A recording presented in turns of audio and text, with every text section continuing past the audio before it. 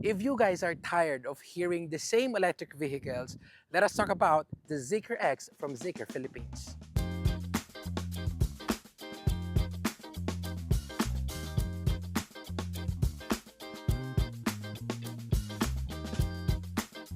This vehicle has been with us for the past few days and we are impressed, and I love the things, everything that we've experienced since getting this for the past few days. No? But right now, let's talk about numbers. Siyempre, if you guys are eyeing an EV, a luxurious EV, a compact SUV EV, this is a Zeekr X and it is fast, like really fast. 0 to 100 in 3.8 seconds. So yung kanyang horsepower is 428 at yung torque niya is 543 Newton meters of torque. And it's really, really fast. Alam niyo, pag tinignan siya sa malayo, it will not be any familiar car na nakikita natin. So you have dito actually yung yung left and right signal mo, and then ito actually yung ilaw niya. So syempre, this is an EV with a lot of tech. Meron tong 360 cameras sa front, side mirrors, and also at the back. Now going to the side, kita natin yung mags natin dito is 20 inches na tires and it is wrapped in Continental tires. Yung ating side mirrors ay painted in black. It is also frameless. And when it comes to the doors, is ganito itsura niya pag nakalock, at pag in-unlock natin to, tignan nyo guys, lulubog yan. Diba lulubog yan? At kung gusto yung pumasok, ilagay mo lang daliri mo dito, magbubo. Ano to, nag-lock? Ayaw niya magbukas. Naka-unlock siya, pero ayaw niya magbukas. Ayun, nagbukas siya. There are different ways of opening and closing this. Pwedeng through your card, through the app, or this card. And ito piniram nila sa atin, so we'll be using the card. And if you want to turn it on, just tap this. Mag-off siya, and makita nyo, mag-off din yung ating. Hindi ba siya mag-off, but this will close. Hindi mabubuksan. And if you want to open, you know, one thing that we noticed dito sa car na to is it takes its time bago siya mag-unlock. Like, if I compare this with with other EVs and with my personal EVs, I unlock the car, I go inside, put it on drive, it will just go. Pero this one, you can't do that kasi all you have to do, tap this, and then syempre open the door, and wait for all of the system to get ready before it can start. Since mabilis na naman natin itong, kumbaga kanina pa to nakabukas, eh mabilis siya mag-boot up. But if it's from a cold start, like if it's from a cold start, like matagal siyang naka-off, is it really takes its time, its precious time before you can move this car. Now going to the back, well, syempre ayun yung itsura natin. Alam nyo, pag tinignan mo to sa likod na malayo, hindi mo alam anong kotse to. And isipin nyo, maliit siya. Pero hindi siya maliit kasi later, when we go inside, makita nyo kung gaano kalaki and spacious yung loob niya, especially for the passenger.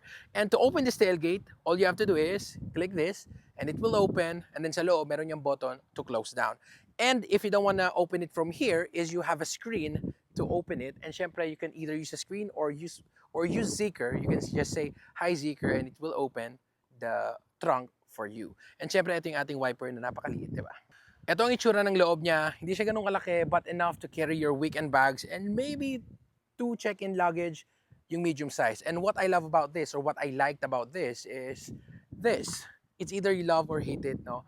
You can actually remove this without removing it. Like, you know, all you have to do is slide this one and then put it back. May Velcro to sa likod, so it will just stay like that. If you don't need it, if you need this this space you can use it. Then you can also remove it, but I just love that you don't have to remove it, and meron siyang lagayan, which is something that is really nice. And then meron ka dito isang stove pa, kasi you have your spot for your chargers, your vehicle to load, which is really nice. You still have extra space. Hindi ko alam kung may extra tire to, pero mukhang wala.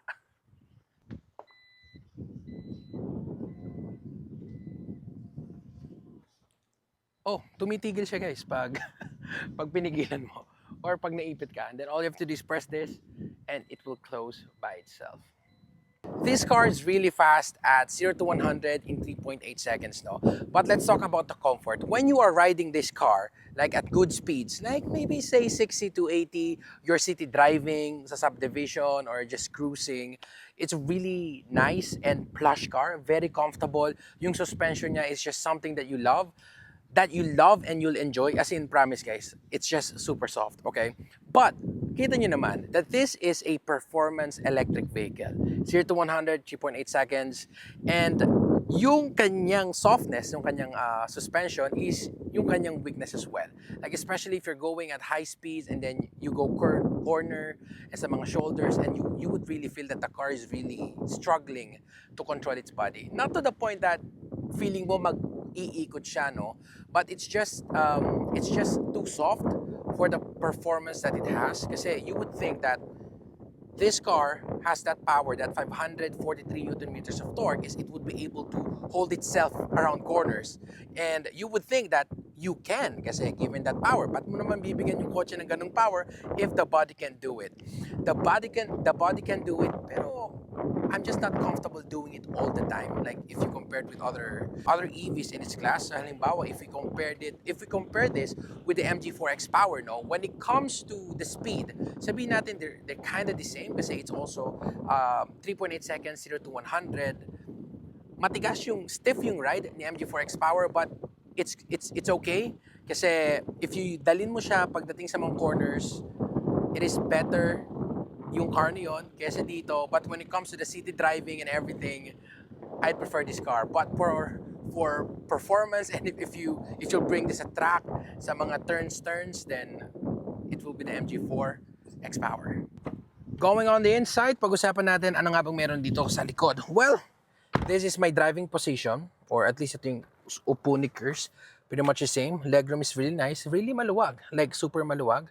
And then sa unahan is you have ports over here. You have USB-C port, one USB-A, and you have these pockets over here na origami style. I mean, not origami, but it's triangular. So I don't think you can put so much, but you can put your iPad over here if you want. Put some documents, kasi meron tayong mga documents here from Zeekr. Okay, and then when it comes to the inside, no, interior, no, itong upuan natin is made out of PU leather.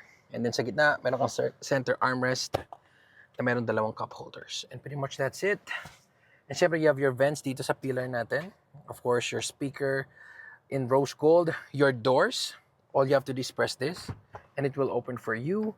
And then syempre, medyo kakaiba yung kanyang buttons. I mean, it's not a button. Button ba tawag dito? But yeah, it's like a lever. And then meron ka ditong grab hook, sa naman tawag yan, pero pwede mong sampayan. You have your lights, tinatouch lang siya. You can turn it on, turn it off. You can fit siguro tatlong ako. I mean, di ba? I mean, medyo malaki ako, so kasya tatlong tao dito. And considering that this is an EV, is wala siyang center tunnel. Meron siyang konting tunnel, but it's fine. I mean, it will be okay for a third passenger dito. Headroom is, syempre, okay din. If you buy this car from Zeekr, ito yung pinakagusto mo. Ikaw yung maging driver nito. Kasi napakasarap ng pwesto mo dito. And yung material ng upuan natin again is PU leather. On the side, you still have PU leather. Sa taas, this is made out of microfiber. Nung una tinanong ko, is this Alcantara? No, it's microfiber. And then you have this panoramic sunroof na, yes, it is glass. Pero, alam mo yun, hindi siya mainit eh.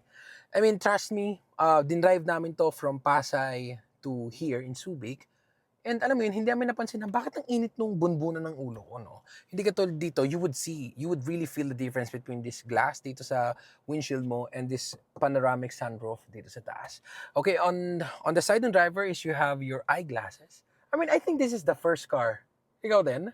Ikaw, babe? I think this is the first car that I know na merong na shade holder on the left side. Usually kasi dito sa gitna yun, no? On the other side is you also have a grab handle dito, but it is not made out of plastic. It is also covered by microfiber. And then syempre you have your lights over here. Sabi nga nila this is like a girl's car, but also it's also okay for the guys. So you can control the lights and you can change its color. Pwede na siya maging warm. You also have your hazard button over here. And then syempre yung ating visor also made out of, covered in microfiber. Yan, there you go. And syempre meron siyang vanity mirrors. May LED light din siya. Same with the driver's seat. Then everything that you touch is really nice. Like, it's either PU leather or soft plastic. Diba? You also have a heads-up display. And on your steering wheel is you have this infotainment or, your instrument cluster.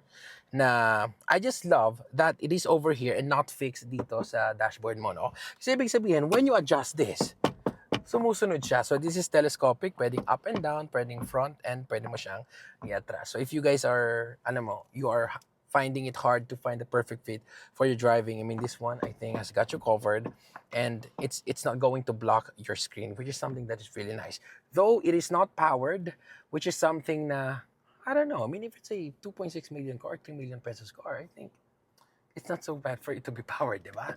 And then yung seats natin are both powered. You have memory seats dito sa driver's seat. And no, I don't know if there's memory seat, but as far as I have tested it, is there's no memory seats over here, but you have it on this driver. And of course, this is also heated and ventilated, but unfortunately, it's only for me and not for my passenger. Because sa passenger natin is it's only heated. And these seats do massage, but it vibrates. It's a massage, but di siya yung pag ganun-ganon, no? It's not like basta ganyan. It's ganun siyang, and it reaches up to your seat. And then when it comes to the buttons dito, well, you are out of luck. Kasi the buttons that you only have here is yung sa steering wheel mo. You have left and right joystick. Of course, your gear selector. Ito yung gear selector mo. And then dito sa side mo, nandito yung turn stick mo. And then yung wiper mo, nandito lahat yung control on your left side.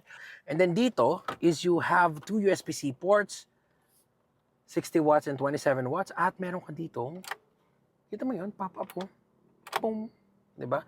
Which is pwede mong isampay dito yung mga bags mo, purse mo, wallet mo, or kung ano mang dala mo. And meron kang little pocket over here. You can use that pocket to put your phones, your wallet, or whatever para hindi siya magulo-gulo wherever you go. And then meron ka dito syempre yung ating center armrest, which also houses your key card and a wireless charger, 50 watts. You can bring this up and pull out these two cup holders. Pwede mo siyang tanggalin actually, but there's no reason to remove it. Pero ayan siya. You can fold this and you can hide it if you want.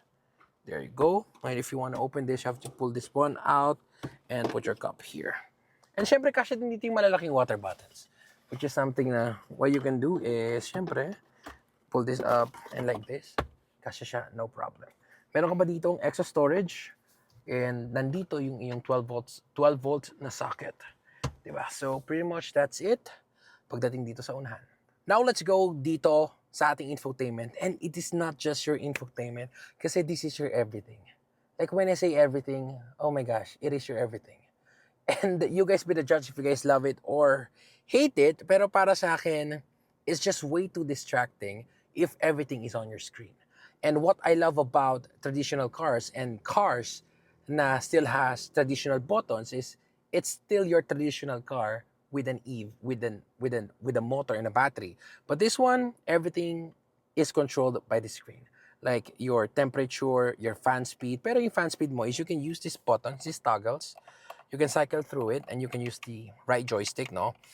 Pero like if you want to adjust your side mirror, like pakita natin, if you want to adjust your side mirror, you have to dig into the settings, look for it, and then bam, you can adjust it. Or pwede rin naman, you can, from the notification shade, bring it down, you can adjust it. Pero alam mo yun, like, if you're driving, if you want to adjust it on the wheel, I mean, alam mo yun, di ba? You're driving, then wait, let me adjust it. I mean, it's just so hard to remember kung nasaan yung itatouch mo. Like, if you want to change something, you really have to look at the screen, which is something that is really distracting. And Kirsten actually mentioned that if you are driving this with your partner, dapat alam niya yung button. Yung tipo sabihin, babe, can you increase the fan speed? Or if you want to change mode, like, there's different modes over here. So you have, like, yung normal mode, you have the slow mode, medium mode, and the fast mode or sports mode. And you really have to dig into the settings. And isa pang problem ko, there's no search button. Like, you go to the settings, you click the car icon, and there's no button to search if you need something. Like, you really have to dig in. So you really have to take your time when you want to play with this car or if you're gonna use this car. And unlocking the car and locking the car is also done by the screen. Like when I first got this, parang alam mo yun, di ba? When you have your car, you almost know agad kung nasaan yung mga buttons that are crucial. But with this car, no way. Like, I've been driving since 2016. And alam mo yun, parang nasan yung lock. And that may be a downside for some, but you just give it an hour or two. I think it would take an hour or two for you to be fully in tune with the infotainment or with the software. But it's not something that you would instantly know. I mean, me, na nakapag-try ng different EVs, had a hard time navigating through the settings. So what more dun sa mga bago? Pero those are the things that you have to consider when buying an EV where everything ay nandito. Yes, you can do voice command, but nothing beats yung mga turn natin dito. Kala nyo jet to holiday, no? Hindi, feeling ko yung makakaparinig na hindi napigilan. Feeling ko nag-play sa mga utak nyo, no? Nag-play sa utak nyo. Di ba? But going back to dito sa ating infotainment, I think yun lang talaga yung pinaka-downside niya. Sabi ko nga, if we are comparing this with the EVs that is available in the market that I have tried, no? If we have the BYD Tang and we have the Tesla in terms of software, I would put the Zeekr X sa gitna in terms of software. Like, some of the features are great here. It's not on the Tesla level, which is something that I have always been saying. No, like when it comes to the software, Tesla is just like on a different level. No, but not everyone likes those crazy high-tech and very minimalist approach by Tesla, which is this car can really give. Alam niyo, yung sinabi ko na the software in Tesla is like way smoother and better with the Chinese cars that I have tested and with the Zeekr X. It's not necessarily bad. Kasi some people just wants a car that works, a car that they can use, a car that is easy to use, a car that is easy to navigate, and not a car wherein everything is dependent on the screen. Parang 50-50 siya. It's a traditional car with a bit touch of a minimalist vibe, which is something that you would have to play with the car to understand it more. And before we end, let's talk about the different modes na meron dito na magagamit nyo if you guys are pet lover. Kasi when you scroll this down, yung ating notification shade, is you have different scenery mode.